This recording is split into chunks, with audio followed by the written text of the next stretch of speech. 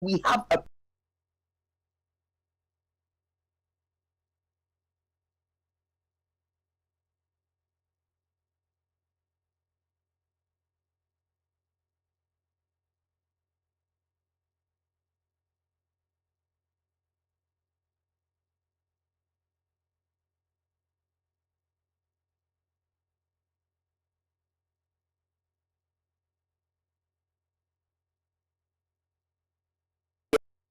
Join us 33 past the hour of 2 on Joy 99.7. We're taking a look at the response to domestic violence, right? Its effects, its impacts. It damages lives, families, futures, opportunities, you name it. Just on Zoom, you've just heard speaking Reverend Dr. Angela Dramina Abuaji, the founder, chief everything, and chief servant of the ARC Foundation. They are celebrating 25 years. Yes, their 25th anniversary. In the studio with me is her program manager, Annabelle. We're looking at the range of responses and tying them to the impacts. Okay, if you have to run to the hospital because you've had acid poured on you, or your head or your nose smashed or broken, should the hospital and the doctor respond to you in a different way as against the ordinary or the other cases that come, right? So we had to have a structured response within the health sector, right? What should social welfare be doing for you if you are displaced right now, or you've run away from home with or without your children, right? And so on and so forth. So the social welfare had to have a response. What is the judiciary supposed to do? If you're a child and you're a victim, are you supposed to face the alleged perpetrator, in court, or can you be protected, and so on and so forth? So we've had to fashion and create a special levels and modules of response. Our foundation has been doing some of this. If you have any questions, concerns, anything you want to share, an experience with any of these systems we're talking about, or even with the ARC Foundation itself, you can share with us 055 11 11 997. We're live on Facebook and YouTube. I will activate the phone lines right now. I'm very passionate about this, and I would want to hear voices of men as well. Yeah, I love that when I'm doing this kind of stuff. 030 221 6541. That's Ultimate Health on Joy 99.7 FM. How has Dovsu treated you? And there was a reason we changed the name to Dovsu. Because people were hearing women and juveniles. It's like, hey, now we the men, Charlie, some of them, they are beating us too. And they don't like saying it. So, and Dovsu opened it out. And it also created a professional line of trained police that also had, a line of progression, promotion, and so on and so forth. Hitherto, it was thought that if you go and do domestic violence, you will not move and climb within the police service. We fought for those kinds of things. So share with us if you have any concerns there. So let me quickly come back to Angela, then I'll come to you, Annabelle. Angie, are you there? Yes, I'm right here. Okay, so you've been doing this. ARC and Shelter tells us that, look, you provide physical shelter, whether you have studio apartments or what, we don't know. But tell us a bit about that and whether that is all you've been farming out. I have your program manager here as well. But where does shelter come in, and how can you provide shelter for such a problem?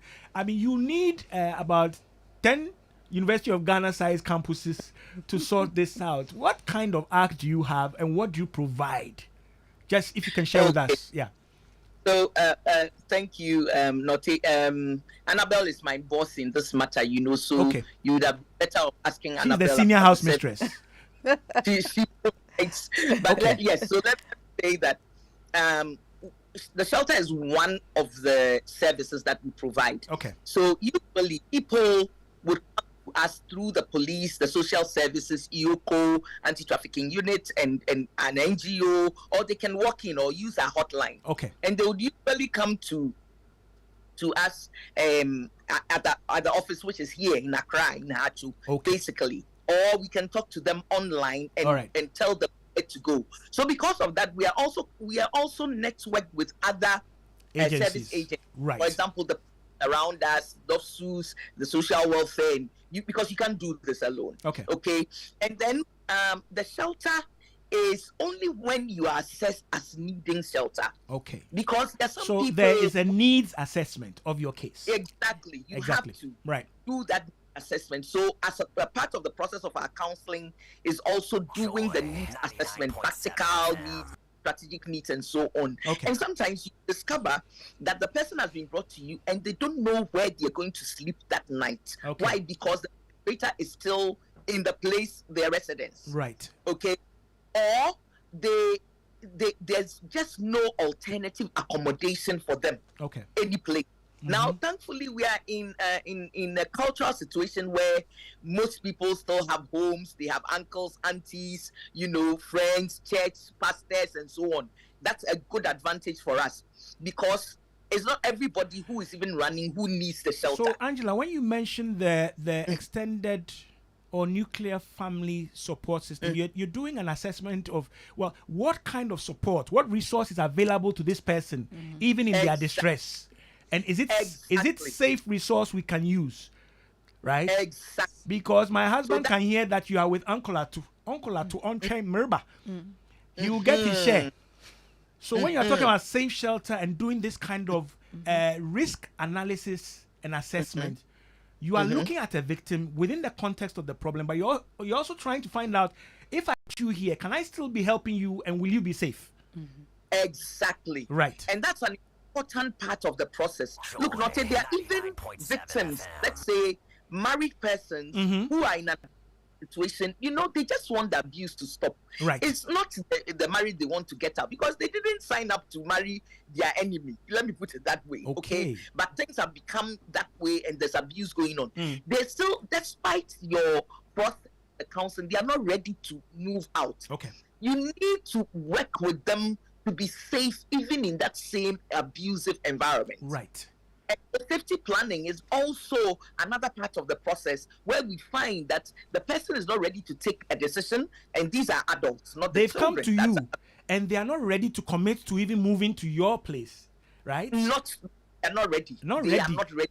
Oh, yes, because of course it's still a kind of thing, some place you don't know what's going to happen to me, my children, and all of that. Even where I work, can I go from work to the so many right. And let me give you a breather. Let me give you a breather, folks. I need to give this my sister a breather because the two of us, we can go on like rap artists. Yeah. But if you've just joined us, we're taking a look at the response to domestic violence. Some call it a silent pandemic. Indeed, there are statistics and research that demonstrate that during the COVID across the world, DV, domestic violence, went up. People were staying and locked in spaces with partners they already had issues and friction with.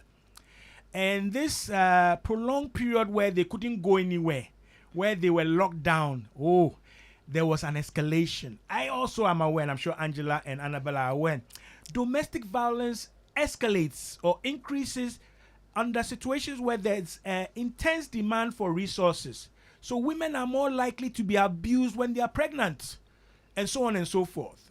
Share with us if you have any experiences, questions, concerns. WhatsApp is 055 11 11 997. Phone line active 030 221 6541. Ultimate Health on Joy 99.7. If I have anything on the WhatsApp screen, just put it up for me so I can. Annabelle, so yeah. We're talking about the physical structure. So, what do you have? Is it like a hotel? Is it what? And, because Angela says, well, you have an office. In terms of safety and security, if your location is known, why can't we come and beat all of you in the name of, please, you are spoiling my marriage?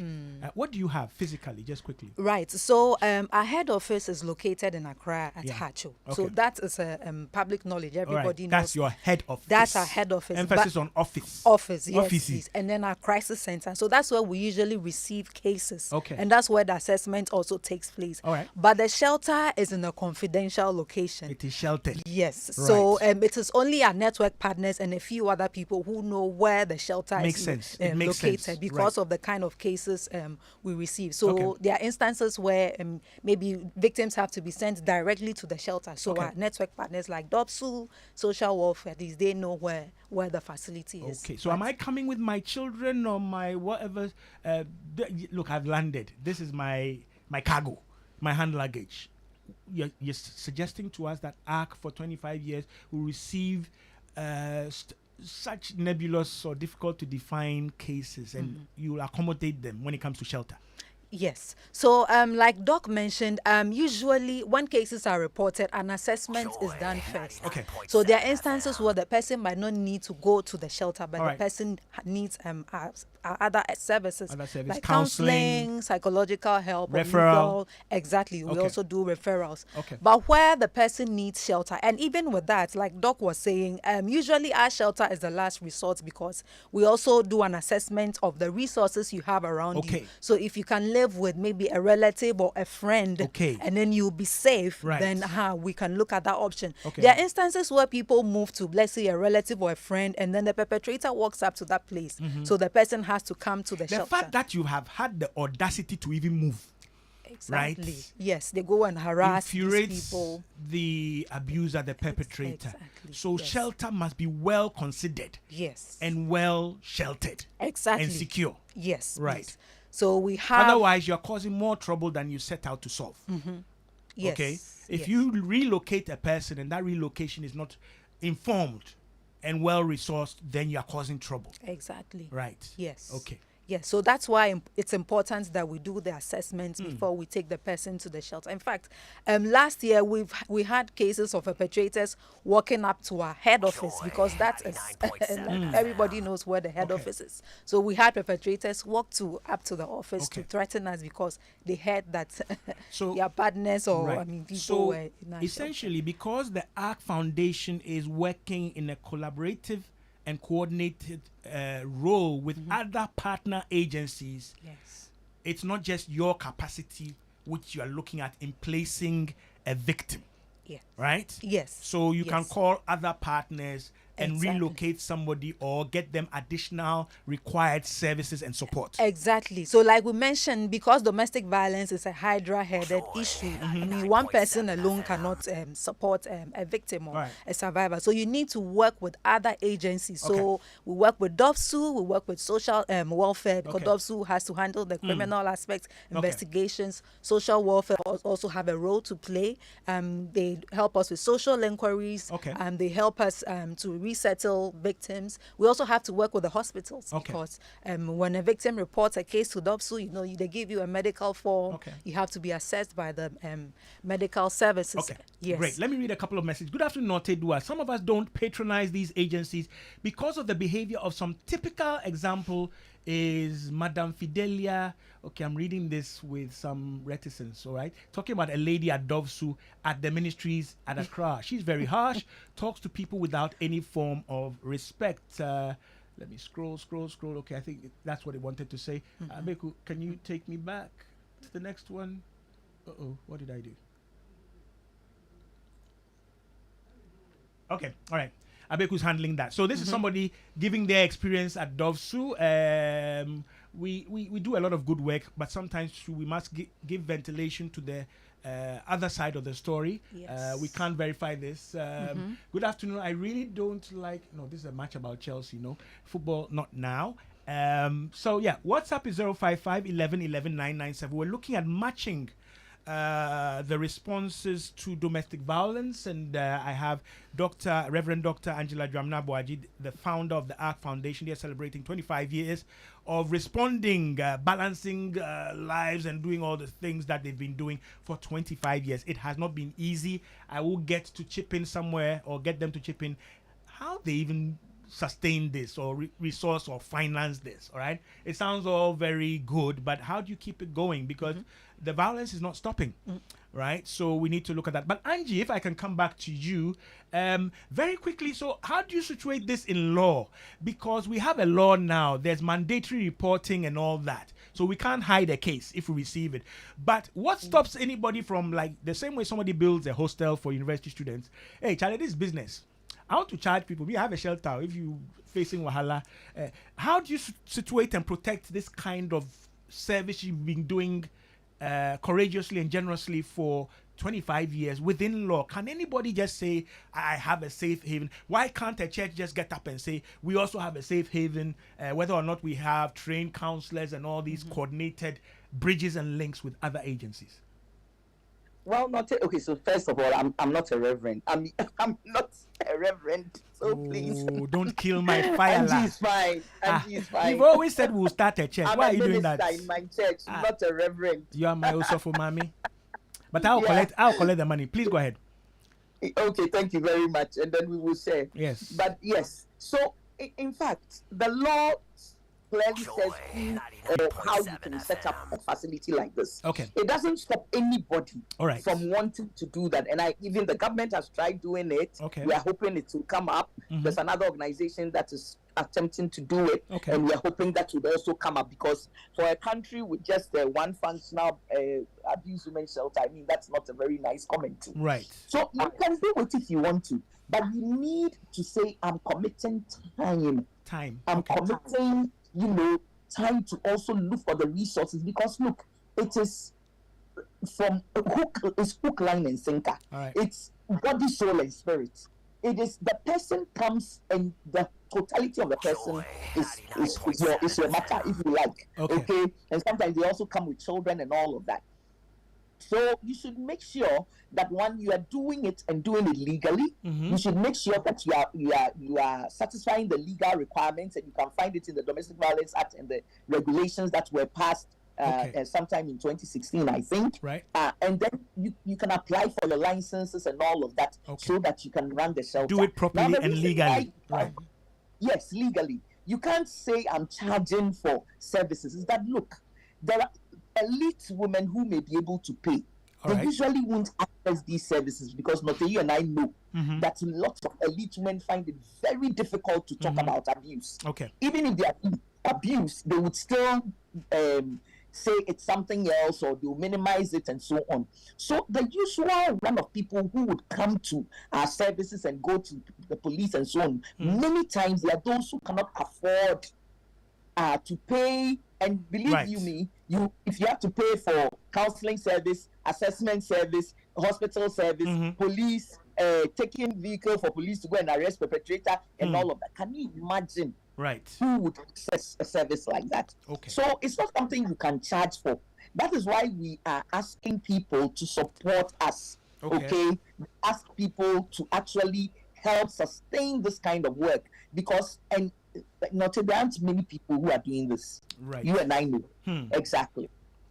That is why you are refusing to retire, right? She cannot retire. My mind to do it, and then the next day you have a call from somewhere, or you meet somebody who is so different now. You say, "Wow, Angela, I contribute to that." Now the violence is digital. you are not going anywhere. We can access you on Zoom. Right, folks, we're running out of time, but we will extend this next week. But yeah, what do you think? Share with us. Many of you are complaining about challenges with our sound and our audio not synchronizing with the video. Those of you online, we appreciate all of you, whichever way and whichever platform you are listening on, right? And I'm sure our technical guys will take note. Okay, sometimes, yes, that's the challenge with, when we were doing some of these things, chalk was chalk and blackboard was black.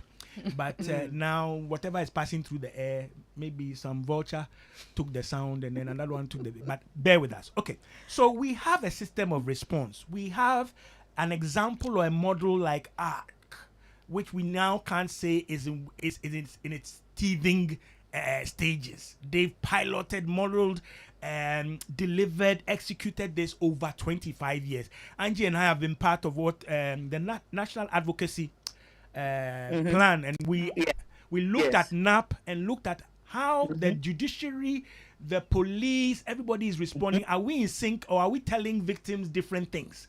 And are we also part of punishing them, right? So 25 years is a good time to also look at, are we at par? And I know, and let me mention this, that the ARC Foundation and other agencies do a lot of training, capacity building, and education. Because if you don't understand the nature of this human phenomenon, you're going to be causing a lot of trouble. You hear from one side and you execute a biased, harmful intervention. Okay, you've got to look at the needs of children, you've got to look at this, you've got to look at that, and so on and so forth, right? It is very, very slippery, and it is indeed not only slippery, but it's a minefield. So for them to have done it for 25 years, I don't envy them. I don't envy them. Your faith in God must really be up. Your faith in God. Faith of God. Seriously. Please. We know God and the ark, They are close. They are close. So we come to you. You will drive or sail us to God.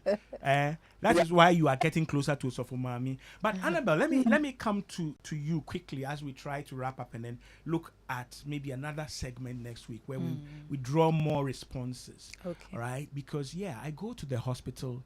A doctor wants me to wait in line. Angela knows that we tried very hard to do what we call a gender violent victim support network, so that a letter from you, a referral from you or from a doctor, it goes through the different agencies and the victim doesn't suffer further.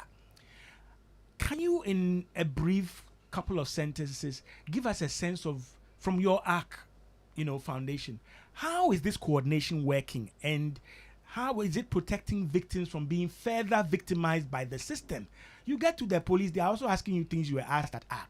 You get to DOVSU, they don't even sound as friendly as you thought they should be, right? And so on and so forth. How is that coordination going or looking? Right. So in terms of coordination, I think we haven't really done too well in that regard, because like you're saying, you report a case to the police and then you are referred to the hospital. You still have to repeat the same story.